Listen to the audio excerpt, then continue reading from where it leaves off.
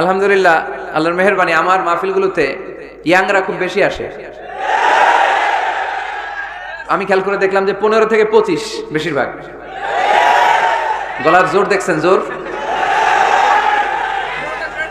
আলহামদুলিল্লাহ, মুরব্বী ভাইরাও আসে। তো এই জন্য আমি ওই আপনির পরিবর্তে অনেক সময় তুমি বলি। আমি বলি যে বসো। তো কয়েকজন আমার বললো, হুজুর আপনি যে বসো বলেন, অনেক মুরব্বী তো আছে এখানে, মুরব্বী। তো আমি মুরব্বীদের দিকে ইঙ্গিত করে যখন বলি তখন বলি যে বসেন। এখন বসেন বললে আবার লোকজন বলে বসেন বসেন। ভেজাল আছে না নাই? কয় দিকে খেয়াল করবো বলে? হুজুর যেদিকেই যায় ওদিকেই দোষ। হুজুর ইংরেজি পারে, এটাও দোষ। এই হুজুর ইংরেজি পারে না, এটাও দোষ। হুজুর খায় বেশি, এটা দোষ। এই হুজুর কিচ্ছু খাইতে পারে না, এটাও দোষ। হুজুর বিয়ে করে না, এটা তো মহা মুসিবত, এলাকার ইমাম তো বানানোই যাবে না, মহা দোষ। হুজুর অনেকদিন পরে বিয়ে করছে, এটাও দোষ। আছে না নাই?